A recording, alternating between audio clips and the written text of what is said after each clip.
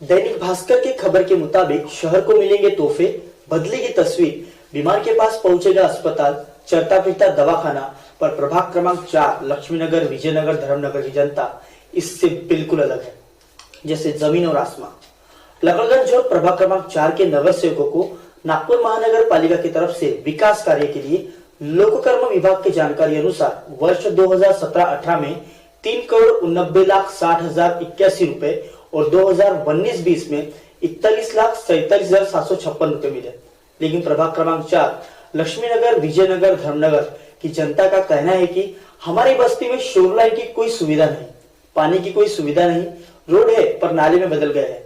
Dengue, malaria, cholera इस प्रकार की बीमारियां पनप रही है, लेकिन सुनने वाला कोई नहीं। प्रभाग क्रमांक 4 की जनता का कहना है कि रास्ता नाम के लिए है, कभी मुरुम, मलबा, बजरी, सीमेंट कभी डाला नहीं गया। शोर लाइन का काम हुआ नहीं, जिस वजह से रोड पर गंदगी रहती है। गटर लाइन का पानी रास्ते पर बहता रहता है। पानी का टैंकर नाम के लिए आता है, कभी मिलता है तो कभी नहीं मिलता। पानी के लिए लोग आपस में लड़ भिड़ते हैं। यह रोज की समस्या बन गई है, लेकिन सुनने वाला कोई नहीं। स्मार्ट सिटी के लिए बस्ती का विकास जरूरी है, पर नगर सेवक किसका विकास करने पर लगे हैं, ये पूछने वाला कोई नहीं। नगर सेवक अपनी मनमानी करते हैं, समस्या सुनने को तैयार नहीं। समाधान कैसे होगा, पर जवाब मिलता है, आप लोगों ने मुझे वोट नहीं दिया, इसलिए आपके क्षेत्र में कोई काम नहीं होगा। प्रभाग क्रमांक 4 के नगर सेवक राजकुमार साहू, इनके जनसंपर्क कार्यालय में शिविर लगा है घर टैक्स लगवाने के लिए। लेकिन इससे जनता का क्या फायदा होगा? जनता से रुपए वसूल किए जा रहे हैं, लेकिन उसकी जरूरतों को कोई उपाय नहीं दिख रहा है। पिछले साल महामारी की भेंट चढ़ गया, मनपा का पूरा संसाधन इससे जुटा रहा, पर क्या प्रभाग क्रमांक 4 की समस्या तो नैसर्गिक आपदा नहीं है और हमारी भी नहीं है। फिर भी मनपा और नगर सेवक, इनकी वजह से यहाँ कोई भी बीमारी फैल सकती है।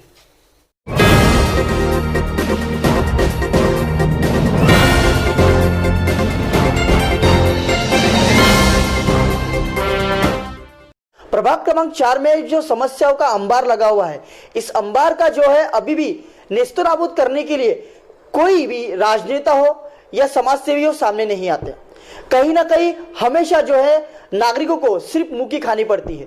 जब नागरिक अपनी समस्या लेकर यहाँ के नगर सेवकों के पास जाते हैं तो उन्हें सिर्फ आश्वासन मिलता है कि हम कर देंगे। उसके बाद भी यदि आश्वासन नहीं मिला, उसके बावजूद यहाँ पर जो है समस्याओं से घिरने का मौका मिल जाता है। कभी कभी तो ऐसी हरकत आ जाती है कि गालियां गलौज खानी पड़ती है, यहाँ तक कि जो है मारने की नौबत आ जाती है। ऐसे अधिकारी जो है हमारे को प्रभाग क्रमांक 4 में देखने को मिलेंगे। इसी विषय पे आज हम चर्चा करने जा रहे हैं। हमारे साथ जो यहाँ पर है झिरिया तिली साहू समाज के अध्यक्ष और मंडई के अध्यक्ष हमारे साथ रामदास जी साहू है, जो हमेशा से अग्रसर है समाज कार्यों को लेकर। उन्होंने कभी कभी तो यहाँ तक क्या आपको बताना चाहूंगा कि उन्होंने पूर्व नागपुर के जो आमदार है उनके पास भी अपनी प्रतिक्रिया रखी कि सर, मैं अपने क्षेत्र के लिए कहीं ना कहीं विकास कार्य में मदद कर पाऊं, इसलिए आप मुझे इजाजत दीजिए। लेकिन उनको भी ये करने का मौका नहीं मिला। तो रामदास जी, सबसे पहले आपने हमें अपना कीमती समय दिया, इसके लिए धन्यवाद। रामदास जी, कुछ सवाल रहेंगे मेरे आपसे, क्योंकि आप जिस प्रकार से जानते हैं आप प्रभाग क्रमांक 4 के ही रहवासी है और प्रभाग क्रमांक 4 में जिस प्रकार की जो स्थिति चल रही है, आपको मालूम होगा कि 2020 गया, 2020 के बाद भी 2021 आया। इस 2020 में हमने उन चीजों को देखी जो हमने कभी नहीं देखना चाहिए था। कोरोना जैसी वैश्विक महामारी ने दस्तक दिया। उसके बाद जो है आपने देखी कि क्या स्थिति आज पूरे देश में छाई थी, पूरे विदेश में छाई थी, पूरे विश्व में छाई थी। उस 2020 को आज गंवाने के बाद हम 2021 में हैं। क्या लगता है और क्या कहेंगे इस विषय पे, क्योंकि कोरोना को नया स्वरूप प्राप्त हुआ है, नई प्रकार की बीमारी इस बार आई है। सर्वप्रथम आप सभी मतदार भाइयों का और आपका बहुत बहुत धन्यवाद। और 2021 यह नव वर्ष की आप सबको मंगलमय शुभकामनाएं। 2020 एक हमारे लिए एक बुरा काल था, एक बुरा वर्ष था, और जो हमें हमारे इस आयु में नहीं देखना चाहिए था वह भी हमें देखने को मिला। एक कोविड-19 जो कि 2019 11वें महीने से जो एक कोरोना एक विश्व महामारी हमारे बीच उत्तेजित हुई और वह अपने आप में एक पैर पसारते हुए लोगों की क्षति गति एक हो गई। लोग इतने हलाकान हो गए, लोग इतने मजबूर हो गए कि कैसे रहे कैसे जिए। और इस परिस्थिति में हमारे प्रतिनिधि, हमारे सखे हमारे करीब नहीं आ सके, हमारे को कोई न किसी प्रकार का हमें प्रतिसाद प्राप्त नहीं हो सका, इसका बड़ा दुख है। और ये 2019 का जो 11वां महीना और उसके बाद में संलग्न 2020, ये हमारे बीच और मेरे भाइयों के बीच, मेरे सखा मेरे सदस्यों के बीच, मेरे परिवार के बीच ये 2020 जैसा और कभी उनके बीच में ना देखने को मिले, ये मैं भगवान से मंगल में प्रार्थना करता हूँ, कृपा करता हूँ। और 2021 जो हमारे बीच आज एक नया ऊर्जवान एक नया दौर लेकर आज हमारे बीच आया है, मैं सभी और भगवान शंकर से भी मैं मनोकामना करता हूँ कि 2021 और आने वाला वर्ष भी हमारे बीच में काफ़ी अच्छा और मंगलमय जाए। माननीय कृष्णा जी खोपड़े जो पूर्व नागपुर के आमदार हैं, वो प्रभाग क्रमांक 4 में आते हैं जनसंपर्क कार्यालय का उद्घाटन करने। यहाँ पर टैक्स का जो है, घर टैक्स जो है उसके लिए आते कि घर टैक्स भरे, लेकिन कहीं ना कहीं सिर्फ टैक्स भरने से क्या विकासों के कार्यों को प्रगति मिली है? सिर्फ विकास कार्य आज भी नहीं दिखते, सिर्फ टैक्स भर रहे हैं। और हमेशा कहीं ना कहीं ये बातें सामने आती जब कारपोरेटर से नागरिक बात करते हैं तो कि आप अनाधिकृत हो, ये हमेशा से बातचीत आती है। क्या कहेंगे आप इस पे और क्या बताएंगे? सबसे पहले मैं आपका आभारी हूं कि आपने जो प्रश्न निर्माण किया है, वो प्रश्न जो है वो जनता की एक सोच है, जनता के मन का प्रश्न है और आपने मुझसे वो प्रश्न निर्माण किया। मैं उसका उत्तर आपको बड़े विश्लेषण तरीके से देना चाहूँगा। सबसे पहले आपने आदरणीय महोदय साहब, हमारे आमदार कृष्णा जी खोपड़े, इनका नाम लिया और आपने उद्घाटन का जो शब्द जो निर्माण किया, आपको मैं एक संक्षिप्त में बताना चाहूँगा कि 2016 जब यहाँ के नगर सेवक और प्रतिनिधि भाई प्रदीप जी पोहाने थे, उस वक्त जिस रास्ते का, जिस चौराहा का उद्घाटन मान्यवर आमदार साहब ने किए थे, उसी का भूमि पूजन 2017 में पुनः किए और उसी का भूमि पूजन 2020 में पुनः किए। यानी इससे यह साबित होता है कि सिर्फ लोगों से छल करने के लिए आप भूमि पूजन करते जा रहे हो और लोगों का मन जीतने का प्रयास किए जा रहे हो। लेकिन आपको बताते हुए भी मैं कहीं हिचकूंगा नहीं कि लोग याद रखते हैं, लोगों को जानकारी रहती है, लोग बेवकूफ नहीं बनते। आपने कहीं ना कहीं ये सोचना चाहिए कि जब एक बार उद्घाटन किया हो वो आप नहीं बना पाए, आपने दोबारा उद्घाटन किया हो आप तब भी नहीं बना पाए, आपने उस चीज का तीसरे बार उद्घाटन किया हो जब चुनाव नजदीक है, तो इससे यह साबित होता है कि आप लोगों के साथ स्वार्थ की राजनीति कर रहे हो, लोगों के साथ छल करने का प्रयास कर रहे हो। और यह कहीं ना कहीं जनता को भी समझने की आवश्यकता है और मेरे प्यारे परिवारी सदस्य ये काफी अच्छे तरीके से समझते हैं, ये मुझे ज्ञात है। दूसरी बात मैं आपको बताना चाहूंगा महोदय जी कि हम जिस विकास, मूलभूत विकासों से हम प्रताड़ित है और जो मूलभूत विकासों के लिए हम कहीं ना कहीं अथक प्रयास कर रहे हैं और सारे नागरिकों के साथ में, पारिवारिक सदस्यों के साथ में हम कहीं ना कहीं उच्चतम लड़ाई लड़ने का काम कर रहे हैं। और ऐसी लड़ाई लड़ते लड़ते मुझे बताते हुए हर्ष होता है, मैं कभी कोई पार्टी का द्वेष नहीं करता, कोई पार्टी को बुरा नहीं बोलता या कोई पार्टी के टीका टिप्पणी नहीं करता, लेकिन पार्टी ने जरूर सोचना चाहिए कि हमारे कार्यकर्ता क्या कर रहे हैं, हमारे प्रतिनिधि क्या कर रहे हैं, हमारे आमदार क्या कर रहे हैं। मैं ना कांग्रेस को बुरा बोलूंगा ना बीजेपी को बुरा बोलूंगा, लेकिन यहाँ मैं जब से आया हूँ, जब से यहाँ बीजेपी का ही प्रतिनिधि है और आमदार साहब जो है वो भी बीजेपी के हैं और उनके बाद में भी यहाँ सिर्फ झूठे आश्वासन ही मिलते हैं। प्रतिनिधि कहते हैं कि हमको फंड मिला है ये योजना के अंतर्गत, वो योजना के अंतर्गत, लेकिन वो योजना के अंतर्गत जाने वाला फंड जाता कहाँ है? आज यहाँ लोगों को विकास देखने को नहीं मिलता है। कार्यकर्ताओं को पूछो, प्रतिनिधि को पूछो तो वो बोलते हैं कि भाई हमको कोई प्रकार का फंड नहीं मिला है। और मुझे कहीं ना कहीं से मालूमात में ये मालूम मिला है कि हमारे विद्यमान प्रतिनिधि साहब कहीं ना कहीं आज 4-4.5 करोड़ के आसपास उन्होंने लोक निधि उठाया हुआ है। और वो लोक निधि उठाने के बाद में आज मैं पूछना चाहूंगा यहाँ कि प्रतिनिधियों से पूछना चाहूंगा कि क्या उन्होंने यहाँ 4.5 करोड़ रुपए का काम किया है क्या? एक सवाल मेरा ये है आपसे, मैं आपको बीच में काटना चाहूंगा। आप ये जो बातें बता रहे हैं, क्या आपके पास इसके प्रूफ है? मतलब आप हवाई तो बात नहीं कर रहे कहीं? बिल्कुल प्रूफ है साहब मेरे पास में, प्रूफ के साथ में दूंगा। सही वक्त और सही समय का इंतजार रहे बस। मैं आपको पूरा प्रूफ के साथ दूंगा कि कौन से स्कूल के लिए कितना इन्होंने निवेश के लिए फंडिंग लिया है और कितना निवेश किया है, कौन से रास्ते के लिए कितना फंडिंग लाया है और कितना निवेश किया है। आपको बताते हुए दुख होता है कि यहाँ जब 4.5 करोड़ रुपए का इन्होंने 2017 से लेकर 2018 के बीच में इन्होंने लगभग 3 करोड़ 90 लाख के आसपास इन्होंने जो निवेश कार्य उठाया लोक क्रम अधिनियम के तहत, उसका यहाँ कुछ भी प्रकार का मुझे विकास तो देखने को नहीं मिला। और दूसरी बात रह गई, अगर लोग कहता है प्रतिनिधि कि भाई ये हमने नगर सेवक रहते हुए और प्रतिनिधि के तौर पर एक जो फंड मिलना चाहिए उस फंड से हम कार्य कर रहे हैं, तो फिर आप पत्रक फाड़ रहे हो, पत्रक छाप रहे हो जिसमें आप ये बता रहे हो कि आमदार साहब के निधि से, आमदार साहब के निधि से, आप खासदार साहब के निधि से। तो यहाँ पर यह पता चलता है अगर खासदार साहब की निधि है, आमदार साहब की निधि है और आपकी निधि है, तो यहाँ निधि कितनी रहना चाहिए और कितनी निधि में कितना कार्य होना चाहिए ये जनता को दिखता है साहब।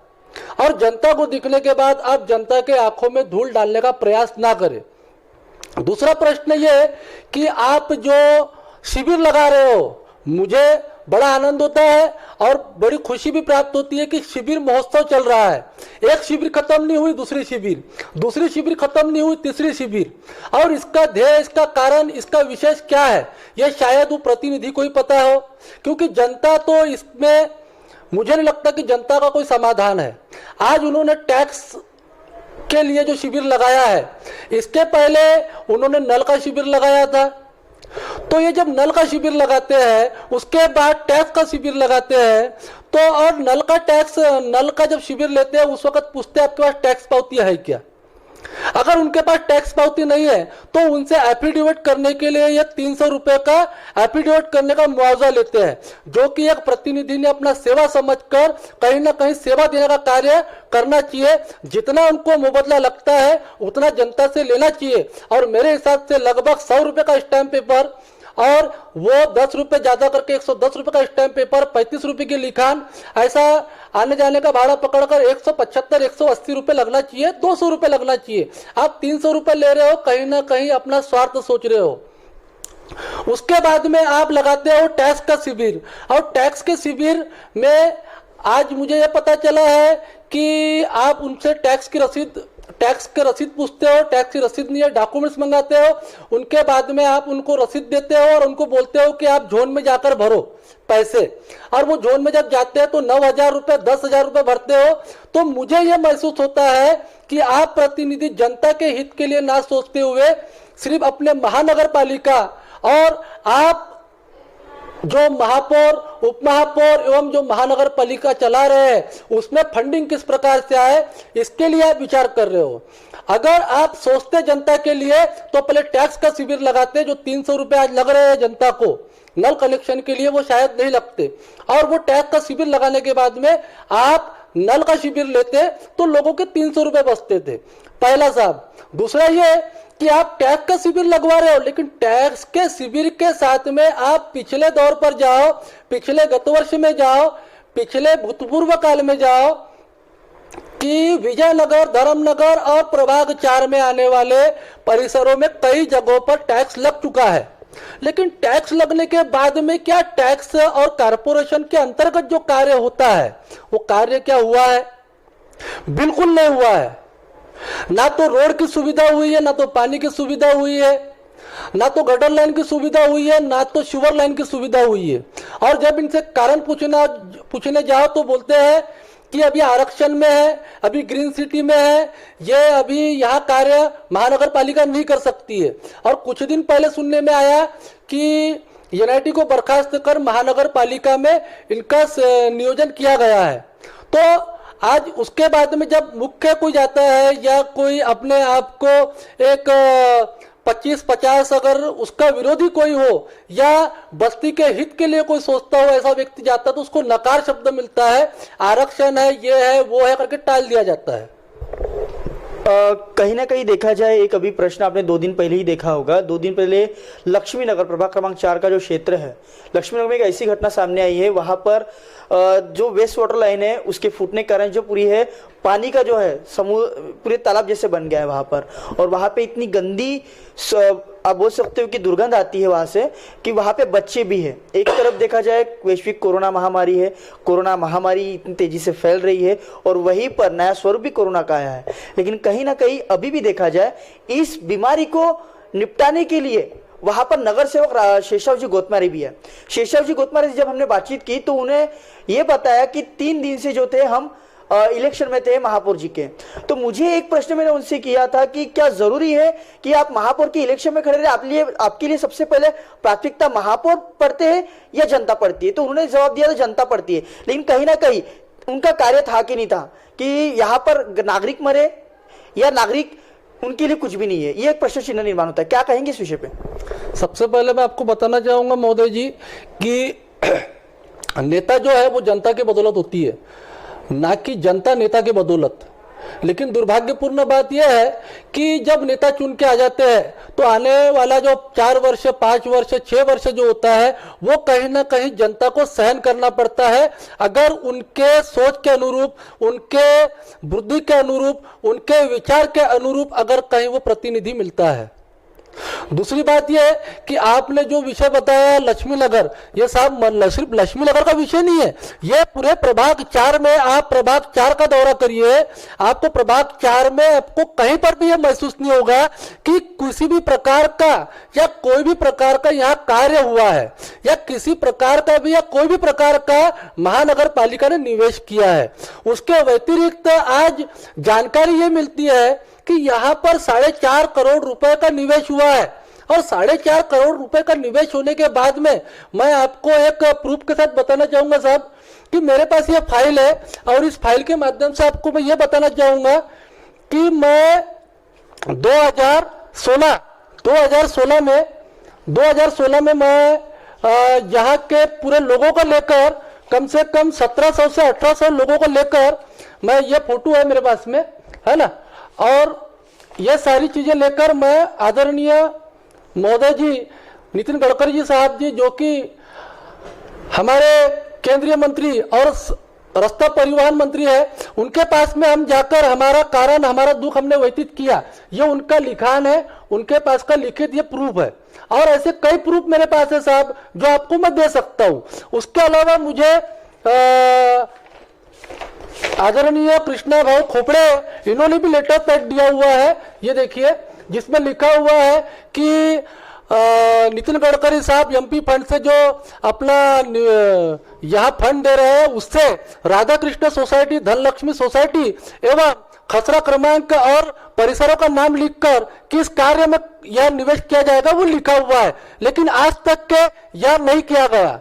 लेकिन मैं इसके अनुरूप आपको बताना चाहूंगा साहब कि परम स्नेह परम सद्य माननीय आदरणीय नितिन जी गडकरी साहब, इन्होंने अपना जो फंड हम लोगों को देना चाहिए था वो फंड उन्होंने यहाँ पहुंचा दिया है, आमदार साहब तक के पहुंच चुका है। और उसके बाद में यहाँ पर जो प्रतिनिधि है वो प्रतिनिधि ने उस पर कायाकल्प करके उसको अल्टी पल्टी कर कहीं दूसरे जगह पर ले जाकर उसका निवेश किया गया है। यह कम से कम 5 करोड़ रुपए के आसपास का फंड था। मैं उसके लिए बहुत बहुत आभारी भी रहूंगा गडकरी साहब का कि उन्होंने हमारी पुकार, हमारी आवाज सुनी। लेकिन यहाँ के आदरणीय परम स्नेह परम सद्य आमदार साहब और यहाँ के जो विद्यमान प्रतिनिधि है, इन्होंने कहीं ना कहीं एक दुश्मनी निकालने के लिए कहो, एक हमारे विरुद्ध में कार्य करता है या हमारे विरोध में रहता है, इस उद्देश्य से उन्होंने यहाँ कार्य करने का, आप देखो साहब, आप कैमरा पूरे परिसर में घुमाओ, यह मुद्दा उठाने वाला, ठीक है, मैं गया था, मैं साथ में गया था, मैं साथ में रहकर आगे भी था, क्योंकि हर कार्यक्रम के लिए, हर मोर्चे के लिए कोई ना कोई एक सामने उपस्थित रहना आवश्यकता होती है, आवश्यक होता है। और मैं सामने में था और सामने में रहकर गडकरी साहब से मैं कुछ स्वयं बात किया हूँ। और बात करने के बाद में आज जो भी फंडिंग यहाँ खर्चा हुआ है 4.5 करोड़ रुपए अगर प्रतिनिधि के, तो आमदार साहब का भी फंडिंग और फिर 5 करोड़ रुपए आदरणीय गडकरी साहब के, तो इसमें मुझे नहीं लगता कि कार्य यहाँ तो चमक जाना चाहिए।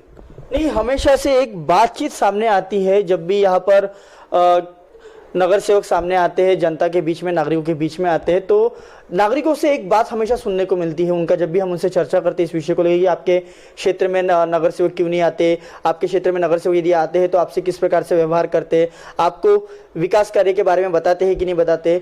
लेकिन जब भी अपनी समस्या जब नागरिक उनके सामने रखते हैं तो नागरिक यह हमेशा बताते हैं हमें कि हमें यहाँ से वोट नहीं मिला, हम यहाँ से चुनकर नहीं आए। तो अभी जिस प्रकार के जो विद्यमान यहाँ पर नगर सेवक है, ठीक है, क्या लगता है आपको कि जनता इन्हीं की बदौलत आई है और हमेशा ये इस प्रकार के जो वाक्य है हमेशा सामने आते हैं, तो ये कहाँ तक के सही है, आपको ऐसा लगता है?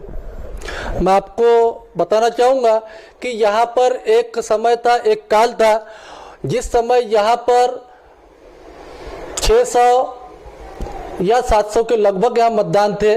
और जब से मैंने कार्य करना शुरू किया तब से यहाँ पर 7,000 के आसपास मतदान और आज 12,000 के आसपास मतदान है, बताते हुए काफी हर्ष और काफी उत्साह महसूस होता है। और यह सिर्फ मेरा या हमारे कार्यकर्ताओं का या हमारे पारिवारिक सदस्यों का ही सिर्फ एक उत्साह पर्व नहीं, यह सारे जनता के लिए, यस परिसर में रहने वाले सभी के लिए खुशहाली की बात है। और इसमें सुधार करने की आवश्यकता थी और यह सुधार नहीं होना चाहिए। इसके लिए यहाँ के प्रतिनिधि, यहाँ के आमदार, इनका अथक प्रयास, इनकी सोच यह है कि अगर यहाँ मतदान कार्ड या यादी में अगर सुधार हो जाती है तो आमदार भी यहीं के भरोसे और नगर सेवक भी यहीं के भरोसे चुनकर आएगा। यह उनके मन में कहीं ना कहीं एक डर समाया हुआ है। उन्हें आज भी नहीं पता है कि करेक्शन कर आज यहाँ 12,647, 12,747 या 12,847 के आसपास यहाँ मतदान है और आने वाले समय में यहाँ वार्ड की संभावनाएं है। तो वार्ड की संभावनाएं रहते हुए मुझे नहीं लगता है कि यहाँ पर कि बाहर का जो पार्सल आए हुए व्यक्ति है वह पुनः ही बाहर का पार्सल यहाँ रहे। मेरा प्रयास और मेरे परिसर का प्रयास यह रहेगा कि बाहर का पार्सल बाहर ही ठीक है और हमारे घर का ही व्यक्ति यहाँ का पार्षद या यहाँ का नगर सेवक, यहाँ का प्रतिनिधित्व करना चाहिए, क्योंकि यहाँ तभी विकास देखने को मिलेगा। उसके व्यतिरिक्त आपको मैं बताना चाहूंगा साहब कि यहाँ अगर उनको कोई शिविर लेने की या लोगों की विकास करने की अगर एक सोच रखी थी तो मतदार यादी में आपको सुधार करना था। वोटिंग कार्ड, आपको वोटिंग कार्ड के शिविर लगवाकर वोटिंग कार्ड बनवाना था।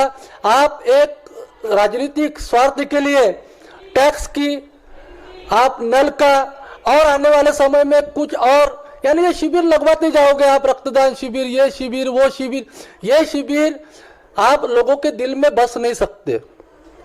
लोगों से रिश्ता अलग होता है और संबंध अलग होता है। आपने लोगों से सिर्फ संबंध बनाया है और मुझे बताते हुए हर्ष होता है कि रामदास ने लोगों से रिश्ता बनाया है। और रिश्ता वो एक कड़ी है जो एक भाई से भाई को जोड़ती है, बहन से भाई को जोड़ती है, माँ से बाप को जोड़ती है। वो मैंने रिश्ता यहाँ बनाया हूँ और मुझे नहीं लगता कि जो बाहर के पार्सल आए हुए हैं उन्होंने कहीं यह रिश्ता बनाने का प्रयास किया।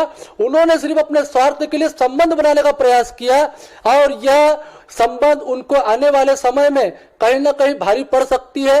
मैं इसकी चेतावनी और सूचना मैं आपके द्वारा उनको देना चाहूंगा। एक सबसे पहला प्रश्न ये था मेरा आखिरी आपसे कि इससे पहले भी आप आमदार जो है कृष्णा जी खोपड़े इनके साथ बैठे हैं और आपने इस विषय पे भी चर्चा किया था कि सर जितना मेरे से हो सके मैं इस क्षेत्र में डामरीकरण करवा सकूं। क्या ये सही है कि आपने बोला था कि डामरीकरण रोड में यहाँ पर बना सकूं करके? आपने ऐसा कुछ मतलब जाके उनसे निवेदन वगैरह किया था क्या? जी, मेरे बड़े भैया ने मुझसे कहा कि रामू अपन यहाँ पर कोई नगर सेवक या आमदार यहाँ कोई विकास कर नहीं रहा है, तो यहाँ अपन अपना ही पैसा निवेश करके अपने भी रहने योग्य होगा और लोगों के भी लिए रहने योग्य होगा, ऐसा कुछ अपन कार्य करते हैं।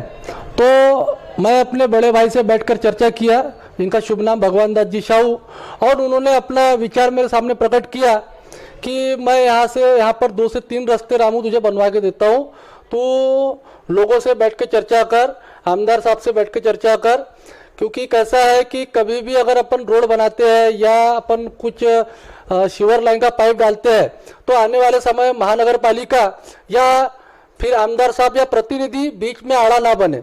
तो यही उद्देश्य रखते हुए हम आमदार साहब से मिलने गए। आमदार साहब को बोला कि साहब हमें अपने खुद के पैसे से यहाँ रोड बनाना है, तो उसके लिए आपका लेटर हेड होना। तो दुख होता है कि आमदार साहब हंसने लगे और आमदार साहब ने कहा कि ऐसे बहुत से लोग आए और बहुत से लोग गए, ऐसे कई लोग आए और कई लोग गए, और हंसने लगे और पूछे कि कितना पैसा तू लगा सकता है। तो मैंने उनको बताया कि साहब मेरी जितनी शक्ति है मैं उतना लगाकर कम से कम 2 रोड तो बना सकता हूँ, और 2 रोड में आज कम से कम 25 से 30 लाख रुपए लगते हैं, और मैं किसी से फंडिंग ना लेते हुए, किसी से सहकार ना लेते हुए मैं इस रोड बनाने की जवाबदारी मैं खुद ले रहा था। और मैं आपको एक सटीक और विश्वास के साथ बताना चाहता हूं, आने वाले समय में अगर मुझे जनता ने या मतदार भाइयों ने मुझे अगर आशीर्वाद दिया, मैं कोई स्वार्थ से राजनीति नहीं करता। तो आप ऐसा कह रहे कि मतलब आने वाला जो चुनाव होने वाला है, इस चुनाव में आप मतलब तैयारी है आपकी, ऐसा आप अंदेशा दे रहे हैं क्या सामने?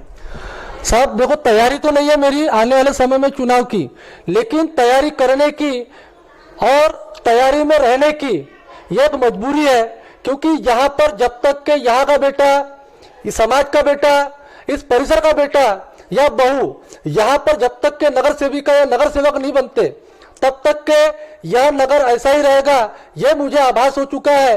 और मेरे मन से इच्छा है कि मुझे एक बार यह सेवा करने का अवसर मिले।